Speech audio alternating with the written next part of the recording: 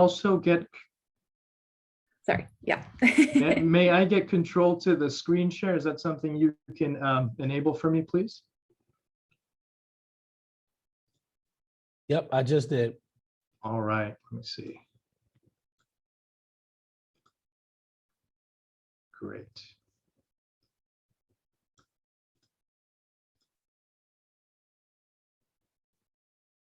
Ooh. Try that again. Can everyone see my colorful cover here? Yep. All right. So for me, when Mayor Frank asked me to consider sharing some thoughts with this group today, it reminded me of an article I came across not too long ago in the Wall Street Journal. It's a very short article, and it caught my attention, talking about innovation moving to middle America. And this really struck a chord with me, because that told me that there is some great energy, entrepreneurship, innovation, and all of that happening here. And this really is a story about a business executive named Megan Glover, who lives in Indiana, and concerned for her community as well as her own family due to the Flint water crisis. She began to take things into her own hands and began to look for ways to test water in her community. And when she started doing this, looking at that really pressing, urgent problem, she realized quickly that there was no economical, cost-effective way to test for the water in her community. So she looked around, couldn't find anything better. I think the cheapest one at her disposal was like $3,000, which is not accessible for most people in our communities. And she said, you know what, I'm going to do something about it. She identified the problem, went out there and talked and worked with venture capitalists, raised money, and started her own company. And this article, very short, is really a story about the empowerment and the initiative around this area in Indiana, and how exciting that is, especially given that many folks living in the 3 tech bubbles in the United States moved during the pandemic. And folks such as yourself, as well as people who have moved away from cities like New York City and San Francisco to places like Ohio. Wow, what great talent we have in our community to do something about the real issues. And this article points out, you know, we've got to do less of the photo sharing app development, because we have enough of those.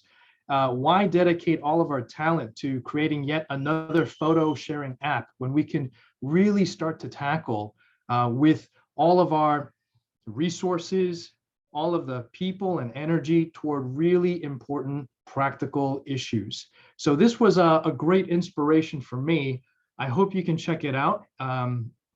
It just speaks to how we in our environment, in Ohio, in Elyria, in Cleveland, we're not short on issues and problems worth solving. And the article here makes a point that, you know, we can take advantage of the readily available issues and problems we have, and only if we're willing to do something about it. So I want to share with you in this, you know, short conversation how I think about problems. I want to share with you 3 inspirational quotes, at least for me, just to keep it simple, and encourage everyone on the call, even though we have a short time here to do this hackathon, how might we dedicate some time to, you know, this is a management issue. How do we dedicate some time, energy to really getting the problem right? Because if we start coding away and going to solutions without a true understanding of what the real, authentic, pressing problems are, it can be the case of, you know, doing something good but in the wrong way, and not coming out with something that's meaningful. So I'll go ahead and switch over to the next thought here. I don't know if any of you have seen the movie Moneyball or read the book, but there's this really, really neat scene in the movie. You can search it on Google, type Moneyball and what's the problem. And it's a short 2-3 minute clip you can find where Brad Pitt is asking the leadership of the Oakland A's, what's the problem we're trying to solve? And some of the folks at this table here in the scene are saying, well, we have someone that we need to hire for the first base, and we have to do this, we have to do that. And he says, hold on a second, what's the real problem here that we're trying to solve? And the first quote of the three that I want to share with you is this one. The problem we're trying to solve is that there are rich teams and there are poor teams. Then there's 50 feet of dirt, and then there's us. And so he takes a step back and says, on the surface, it seems like there's one problem, which is actually folks at the table, they're not really even stating the problem. They're stating what the solution ought to be. We need to hire for the missing first base position. And he's saying the real problem is there's a systematic issue here, and it's not a level playing field. So how do we get smarter? We can't do the same things that we do, that other teams might do. We've got to think differently. And I just love this scene. I love this quote.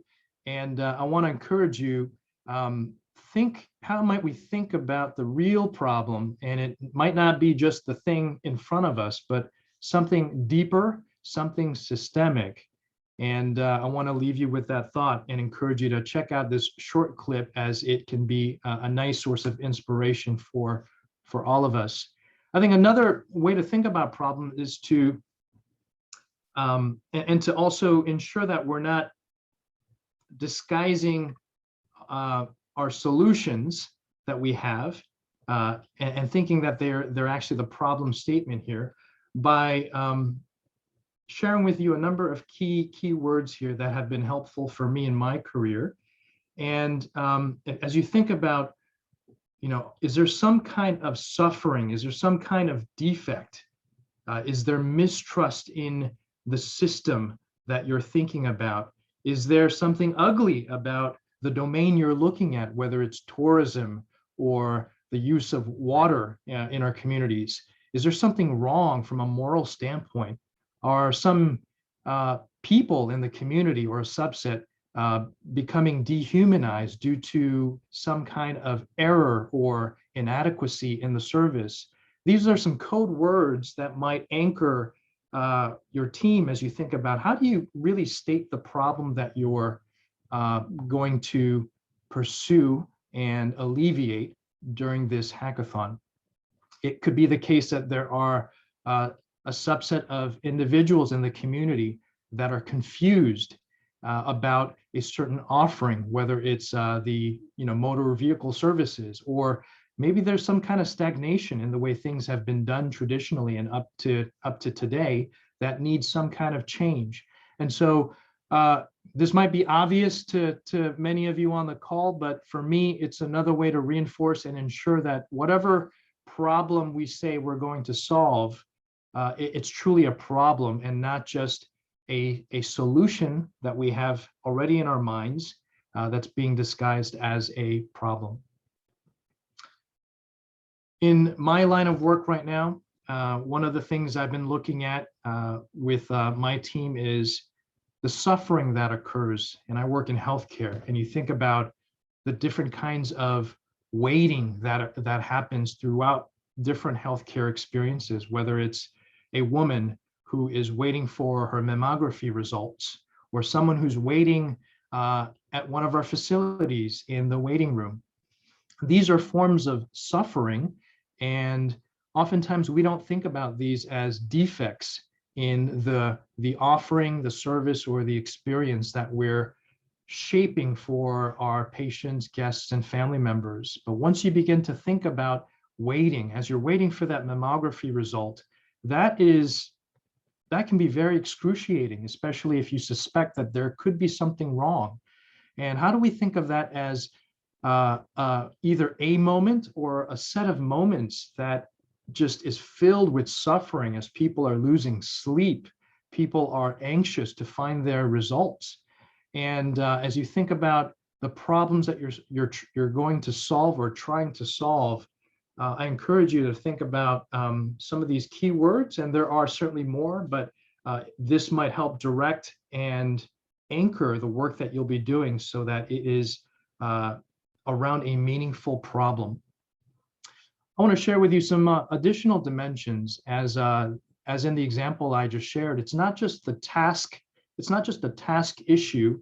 Oftentimes that that really bogs us down as we interface and interact with different community institutions and services. There's a psychology often involved, as ultimately the problems we're trying to solve are for people or groups of people.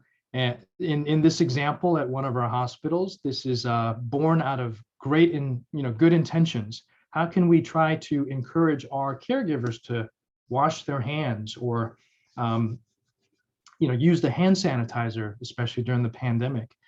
And there is a goodwill to this, but there's also an unintended consequence here.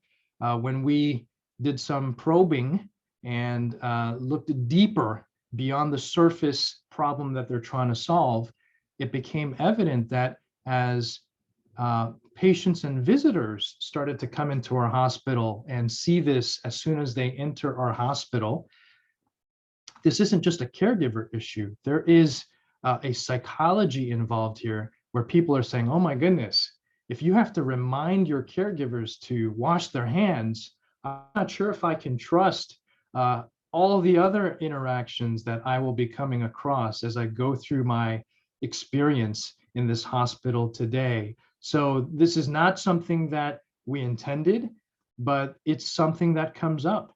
And as you think about, for example, the restaurant that you might have visited recently where they have all employees must wash their hands, there's the direct message to employees, but what does that say indirectly to all the guests? It makes you wonder, oh, is this a place that needs to remind their employees to wash their hands? Can I really trust the food that I'll be served in a few minutes? It just raises suspicion, and there's a psychology involved. As you think about these kinds of interactions, these moments, and in the work that you'll be doing with digital and coding and the hackathon, I want you to think about one of my favorite quotes from attributed to Maya Angelou. I've learned that people will forget what you said, people will forget what you did, but people will never forget how you made them feel. And this is such a powerful idea, and not just the things that you want to shape in terms of the actions and maybe the cognitive tasks as you'll be building some really exciting solutions in the next day or so. How do you take into account the human psychology and human emotions? I want to share with you a concrete example. This is from 15 years ago. I was recently featured in a podcast. I think some of the organizers might have shared this with the group.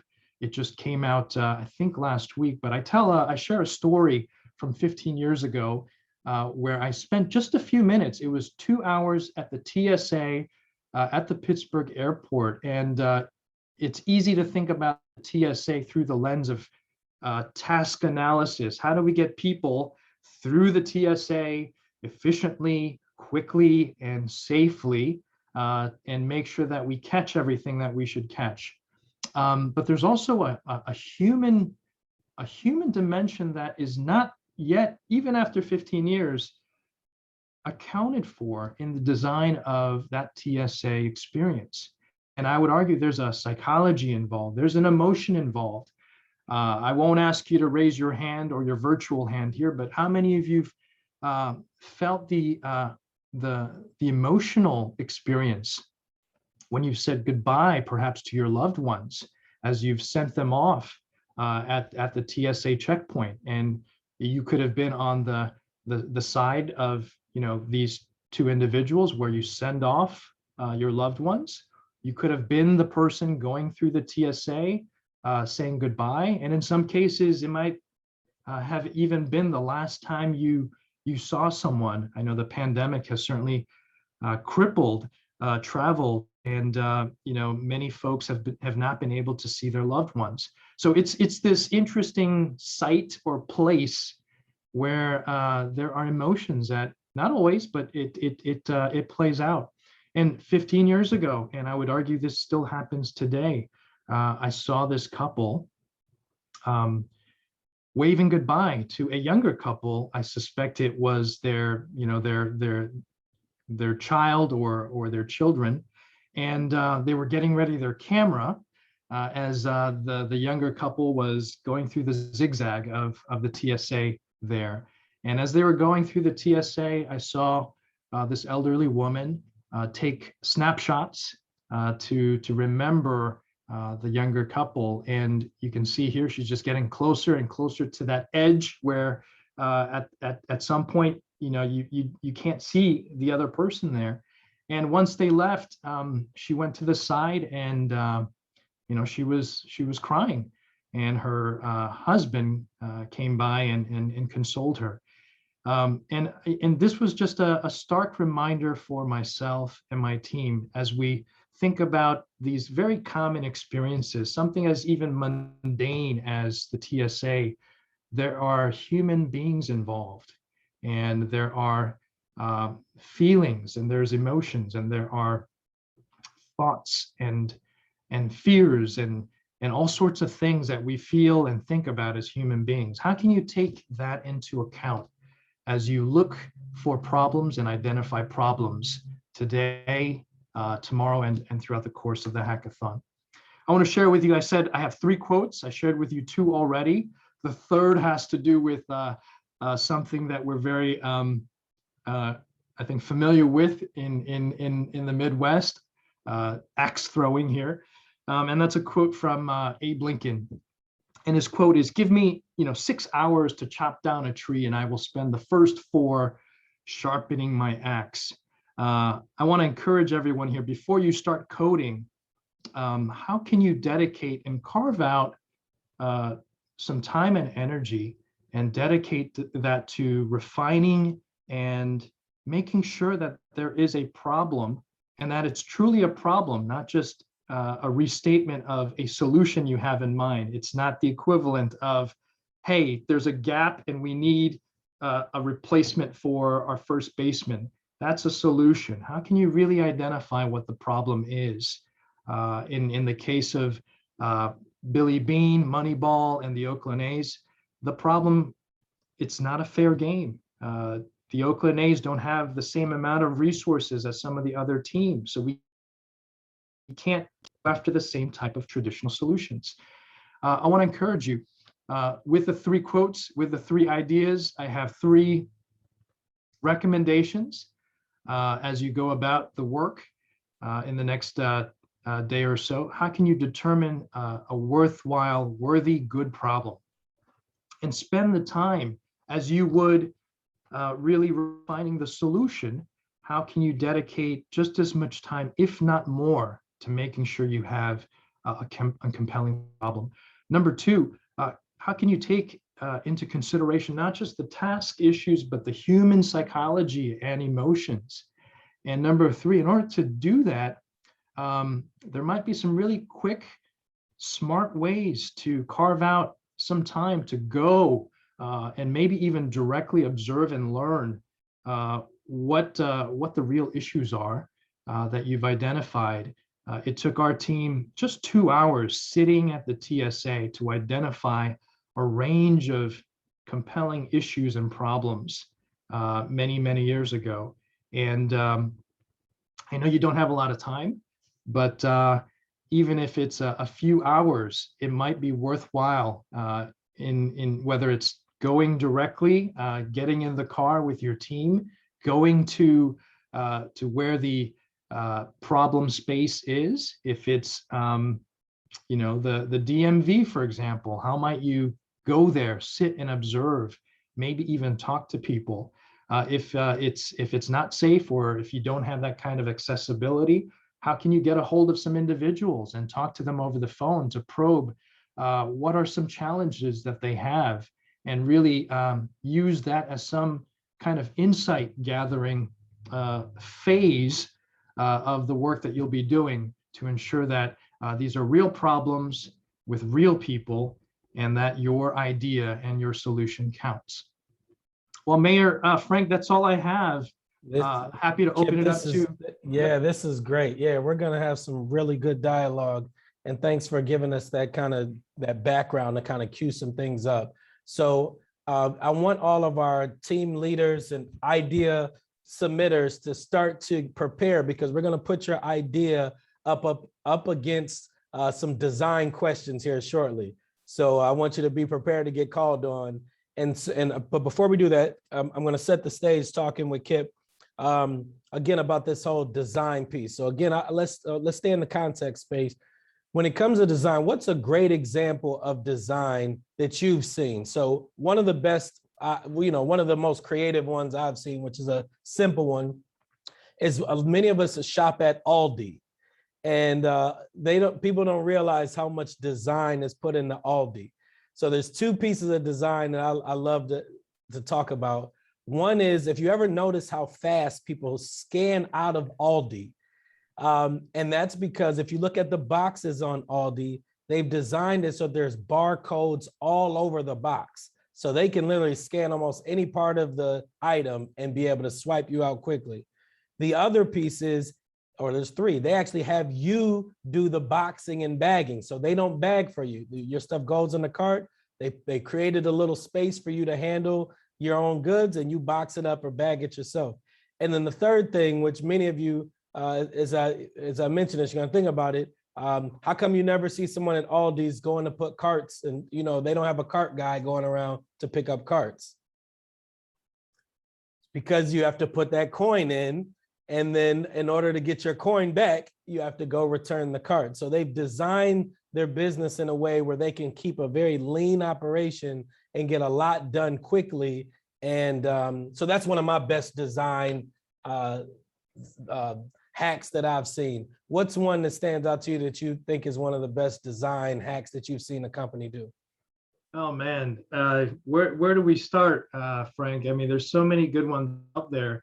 I try to find examples that we can all relate to. Sometimes some of the the big tech ones, whether it's Facebook, Apple, can be a bit daunting for all of us. One that comes to mind for me is Great Clips, the place where you go to get $15 haircuts.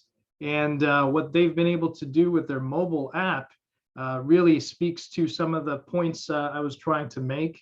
There are moments of suffering, as we talked about, certainly more so perhaps in healthcare, where the more you wait, you're pulling out your hair, literally, no pun intended. The suffering, and thinking about that as a moment of suffering as you wait. And so Great Clips, this company that offers $15 haircuts, created a mobile app where you can pop up the app and see all of the locations and the average wait time, so that you as a consumer can select, and maybe you're willing to drive a bit farther than the closest one because there's a shorter wait time. And it's just a great way to show a systems view of all the options. And they show the approximate wait time. Places like CVS and other, Walgreens have started to do something similar as well. But what a great thing to provide people the option to choose and to almost in real time show at a high level view what the average wait time is. And I like to think if Great Clips can do it, why can't the rest of us? So that's my example there. Yeah, so I think one of the things that I want our teams to be thinking about is this idea of empathy when it comes to design thinking, and the need to put yourself in the shoes of the individuals you're trying to serve. When there's a company called IDEO, IDEO, and they're a group out of the West Coast, and all they do is design. And Kip, if you could speak about them as well, but one of the pieces that they emphasize this idea of empathy. And so they ask you to put on the shoes of the people that you're trying to help. I remember one of the exercises we did, we were trying to help a hotel become more accessible for people who had vision issues. So we literally had to be blindfolded and walked around a hotel to have that experience of what it was like to have vision issues. And then when we came back to the room, we had a different set of ideas than what we did before we came in. So if you could maybe speak to the idea of empathy and journey mapping and how important it is before you get into your solution to kind of put those shoes on. Yeah, great point, Mayor Frank. I try to avoid some of the go-to talking points when people typically give a talk on an overview on design thinking, but they are so valuable, as you point out. There's often the point made about empathy, as you point out. There's also often a point about the power of visualization, to actually visualize, not just talk about it, but to draw and plot down what is the journey of a patient or a guest or someone who is a civilian or a participant in the community as they encounter a service. There's also the power of what's referred to as rapid prototyping, which is a fancy way of saying iterate. Don't try to shoot for the final version. Don't be a perfectionist. Be willing to just put something out there in its half-baked form and let others provide feedback, particularly those who you're thinking about as the end beneficiaries of the product or service that you're making. You have more than one shot to get it right in most cases. And the sooner you put something out for criticism and input, the sooner you'll get feedback. And many of this you can find online. You type in design thinking, you'll find some great resources on empathy tools, rapid prototyping tools, as well as visualization. To answer or to build on your point, Mayor Frank, I think empathy really is how do we bring to life some of the things we talked about today.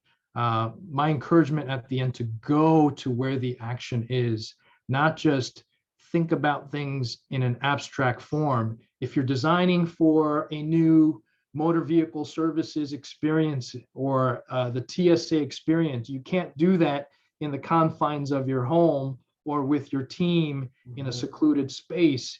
You've got to go to where the action is, because only then will you see things that you would not have expected, can really begin to observe some of the minutia and details that you can't just imagine from afar, and also begin to empathize and truly put yourselves in the shoes of someone who is also waiting at the DMV, going through the TSA. And by doing that, it's not just to relate to someone else who is suffering, who is going through the pain points, but you begin to see things in a new light, and the insights start to come. And so it is very important, not just doing these exercises, whether it's blindfolding or covering your ears to empathize with someone who has a disability in terms of listening, but to begin to then think about ways to alleviate these issues, and to also appreciate with your team what is truly possible. Yeah. So another piece that you mentioned, I think there's two traps that I see people fall into. One of them is they overthink their idea so much that they never put it out. So they sit there, they want it to be so perfect, and they just keep working on it, and then it never happens. And that's one pitfall. The other pitfall I see that happens also is that people will pretend their idea is perfect, so they as opposed to putting it out there and then allowing for feedback to get iterations, they kind of dig their heels in that, hey, there's nothing wrong with what I'm doing, and just kind of everybody, come on, they block out any feedback, any negative feedback is blocked out. And so I think one of the key parts of design, to your point, is you know you're putting out something that's imperfect, and you're putting it out there and you're soliciting. You want the feedback. You want to get it so that you can improve on your product. But I see those being two pitfalls that I've seen people fall into. The other piece you want to build off that, or? Yeah, just 2 points. That's such a great point. We have a mantra among designers, and it's of course not exclusive to us. But the sooner you fail, how do you fail fast? Because in the long run, it's a form of de-risking the ultimate solution. The sooner you fail, it is a cliche, but it's so true. The sooner you can course correct. And I guess from an attitudinal standpoint, how can all the teams here be willing to put out something, as you say, and be willing to hear that your baby's ugly, and that's okay. And the good news is your baby can get more beautiful the sooner you put the baby out for criticism. Yeah. So I will say this first hackathon, there was a lot of a lot of solutions that came before defining the problem. And so this is a good experience for us, because I think one thing that we'll do in the future is just start with the problem, and not, if we were in person, we could start raw with the problem and spend that time and build that empathy, do that journey mapping. But because we're doing it virtually, we wanted folks to come in with their ideas, and then with the hopes that they would be open to sort of feedback. So I want to spend the rest of our time, and I'll ask for volunteers first that are willing to put their idea out on the table that their team's working on, and for Kip and myself to do some design pokes at it in terms of defining the problem. And so you can kind of get the experience of what we mean when we say, how important it is to make sure you're trying to solve the right problem. And Kip, as they're getting ready to volunteer, if you could start to think about another example of where maybe the problem was misidentified, where somebody thought that they were trying to solve this problem, but after some good design question, they realized, oh, really, this is the problem we're trying to solve, and was able to kind of pivot their thinking. So any volunteers that want to put their idea out from one of the teams that we can ask them some design questions on? Hey there. All right, Mary Bryan. Okay, so the problem that I'm identifying myself would be bringing small business into downtown, or more small business into downtown. The winter market I'm looking at as being a jump start. So I don't know if that's the right problem. No, so that's great. So Kip, how would you address this? She's identified the problem, but you also came with a solution too. So the problem she wanted to solve was vacancy in downtown of business. So and her solution that she proposed was creating these winter markets so that entrepreneurs could kind of get a running start with low overhead, to then hopefully get them to come over to be businesses in these vacant storefronts.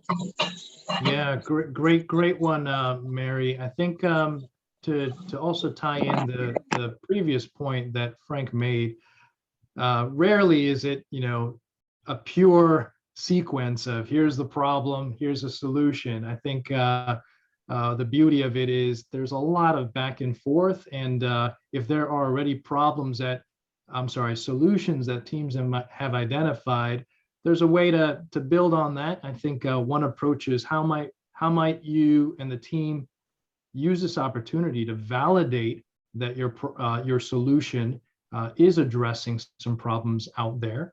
And second, the point made about iteration is also valid, I think, in terms of, is this solution the right solution to this problem versus that problem? So I think it's okay to start where you are.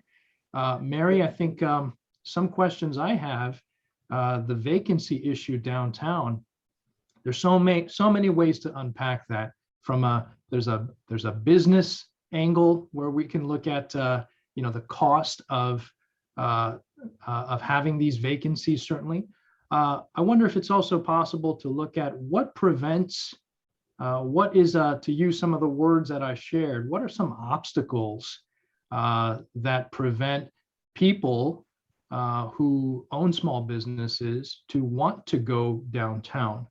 I guess on the flip side, what would be the value or benefit of going downtown versus where they are today? And so, it's drilling perhaps one level down and thinking about, as a human being, as a small business owner, there might be some folks also who want to go there, but there are some barriers, whether it's policy, whether it's taxes, whether it's some of the fear of, if I go downtown, how do I know that my business will be just as strong? And maybe that's where your idea has a natural landing, where, you know what, you don't have to commit fully where you rent out a space, but there is a trial service or platform that you're proposing, where it's a low risk way of trying things out. And if it should work, it sounds like that could lead to other more committal opportunities. But is that one way to thread the needle so that your solution solves the problem of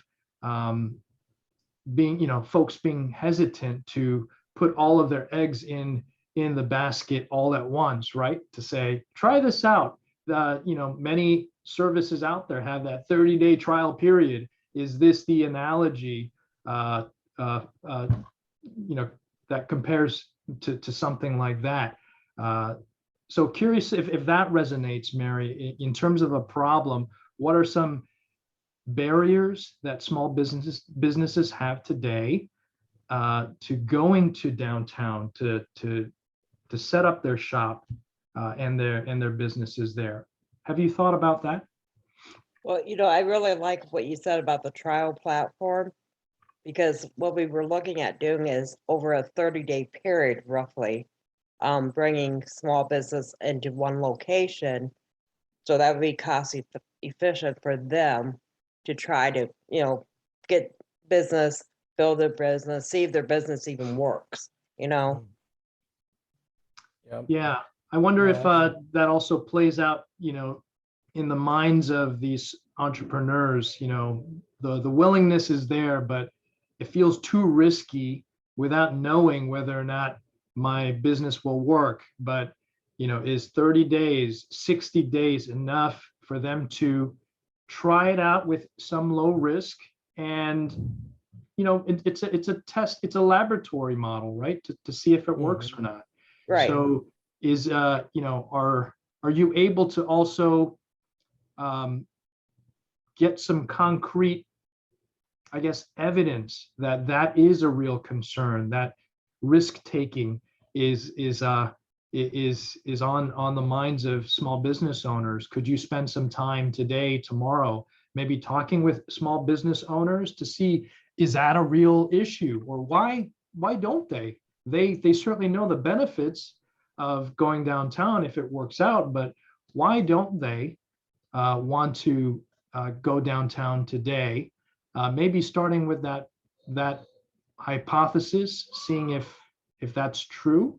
And if it is, maybe a follow-on question for them could be, well, if you had this trial version where we take the risk out, or take a lot of the risk out, would you be willing to do this? So it sounds like there might be two steps that you could take to probe and see if this is a real issue. And second, if your idea actually would help resolve or alleviate the problem that they have in mind. Oh, that's good stuff. Kip, I know we had a 10:30 for you. What's your time like? I can spend a bit more time. I had carved out for myself, until 11, if it's helpful. We have another speaker at 11. We're going to give people a break between them. I just wanted to do one or two more.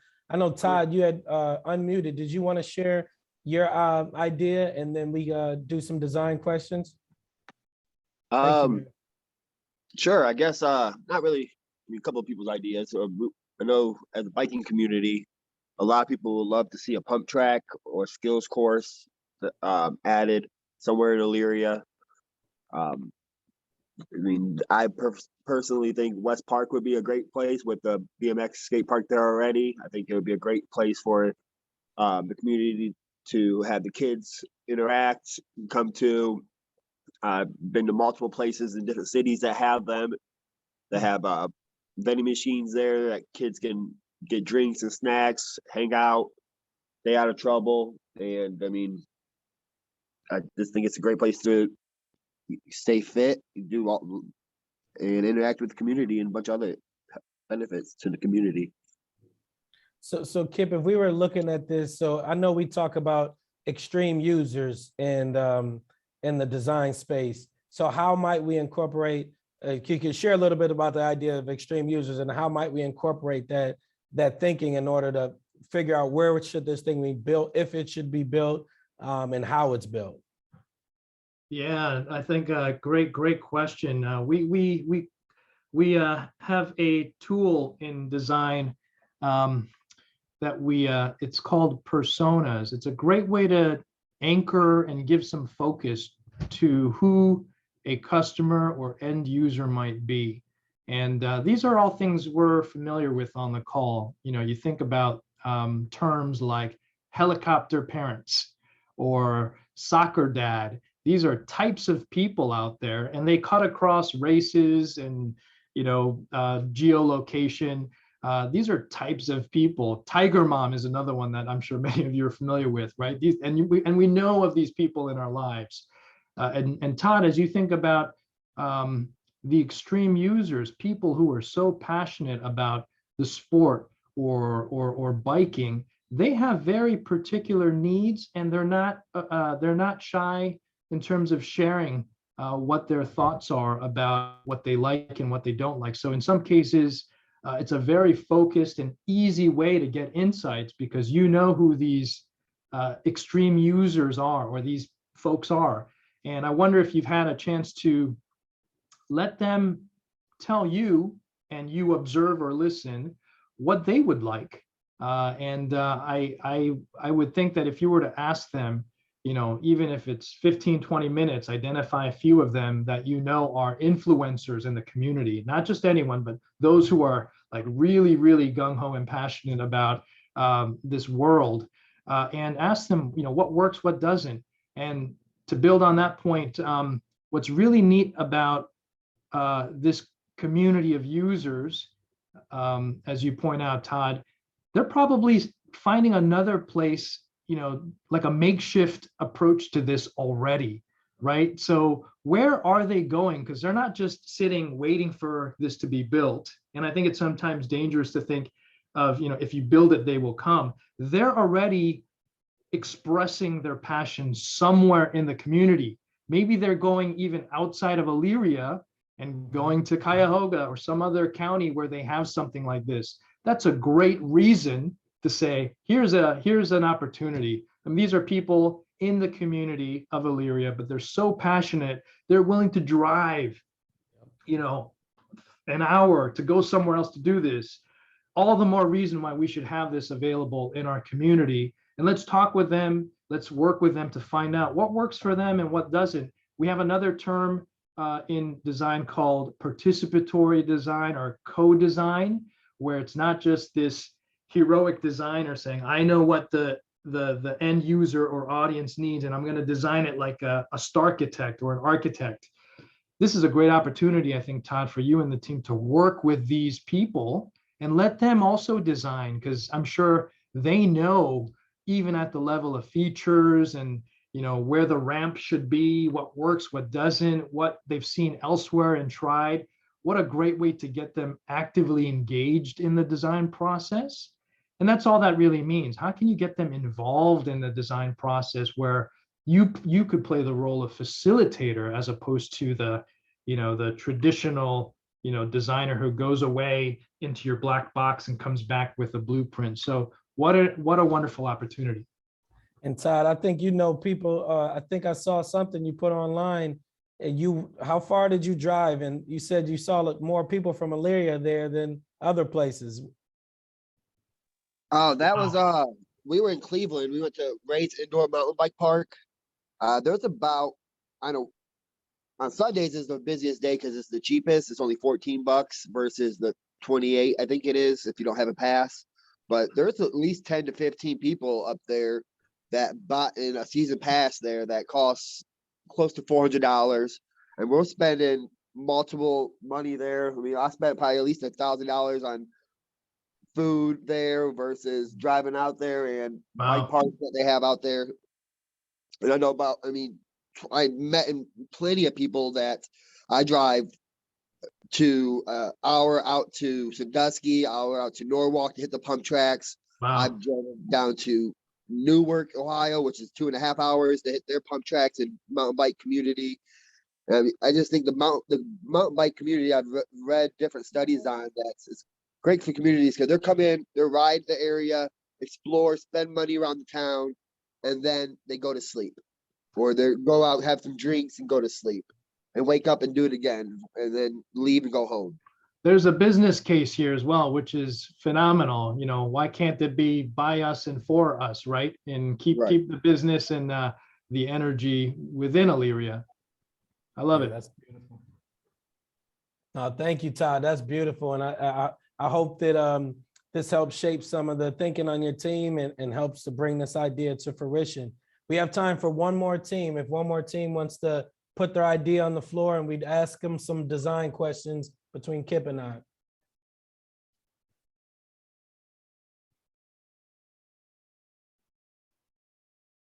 So see, we got the kitchen incubator on here, the gaming lounge on here. We got, Hey, hey, I just joined the gaming lounge. oh, you're in the gaming Can you lounge, hear me? okay.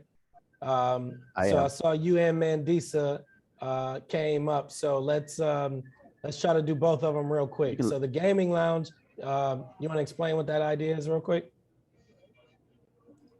Well, Aimer is the one. I saw youth. I saw the younger generation in a group. I figured, you know what? Let me go to the younger kids. I was like, let me see how I can help. How can I encourage?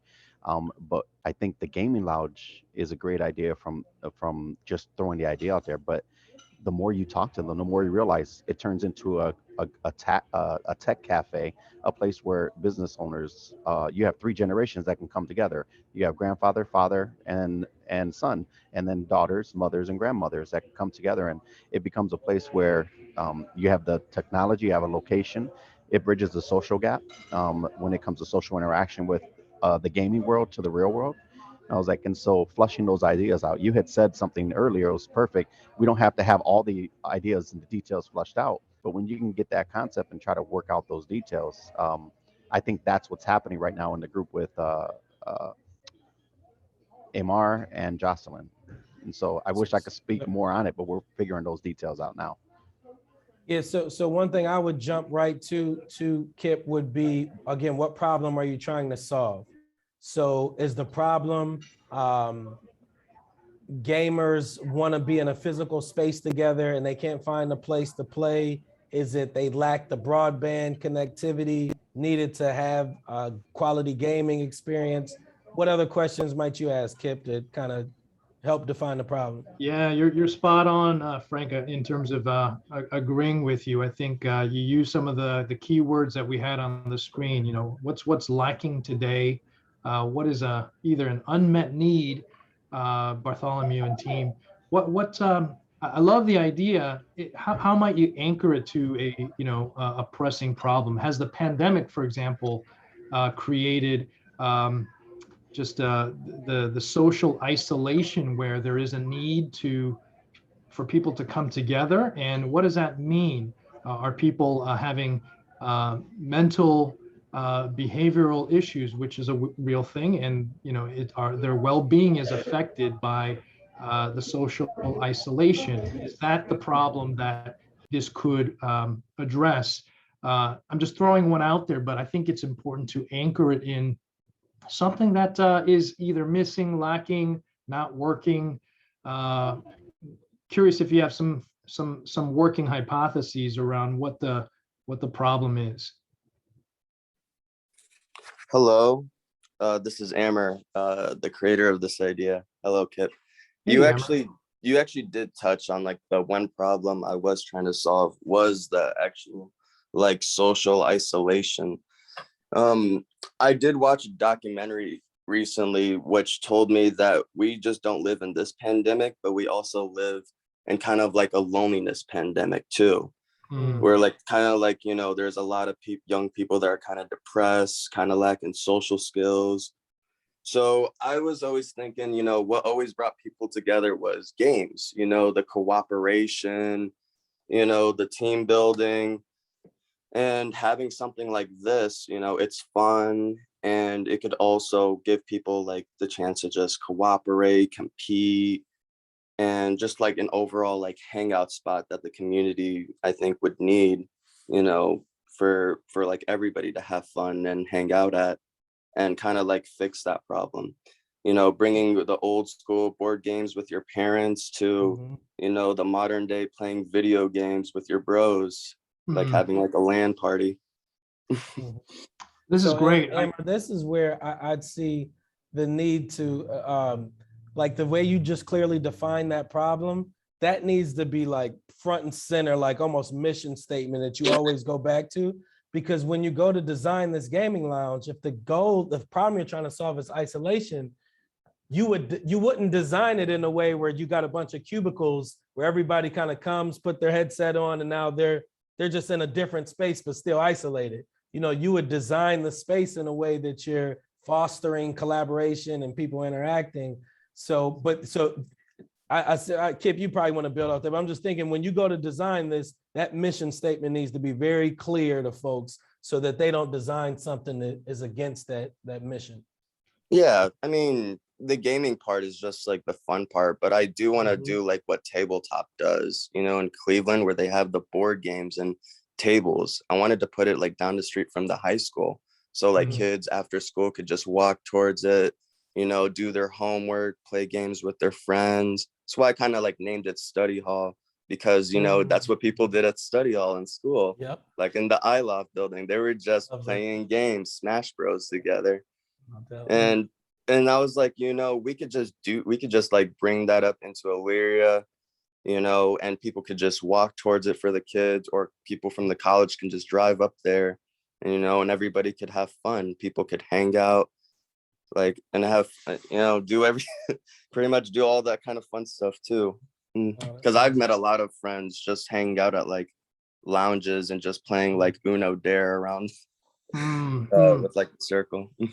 I love it. I love it. And I agree with Frank. I couldn't have said it better, just how critical it is to make this front and center what the problem, you know, Amber and Bartholomew, you're solving for. And I wonder if you could also consider, you know, some of these terms, you know, wellness, well-being, serendipity is another one where, you know, there's articles that have been written about now from a business side, at least, where many of us working remotely don't have that benefit of just running into people at work. I wonder if there's something similar for students, if that is your target audience. What are things that are missing today that we had and we took for granted before the pandemic, and how does that affect our social well-being? So isolation, as you pointed out, but also, you know, if you think about even, you know, this is where visualization could be really powerful. Before the pandemic, for high schools or students, what are all the activities that they could do and they're not able to do today? So maybe sports, outdoor sports is still, you know, accessible, but all of the things that human beings and people did, we're no longer able to do. And could this be a new kind of environment, new kind of experience that that begins to bring some of that back, but in an appropriate way, because it's different. It meets the needs of today. So I think there's a compelling story you can tell to build on Frank's point that would really be powerful. Well, Kip, we appreciate your time. Thank you for taking some extra time with us today. Thank y'all for all the contributions for the discussion. We're going to take a 15-minute break here, and then we'll be back at 11 with our next speaker. So I'm going to go refill on my drink and be ready. And thank you again, Kip. And it was just as good as I remembered. My pleasure. Good luck, everyone. Thank you for having me. Thank you.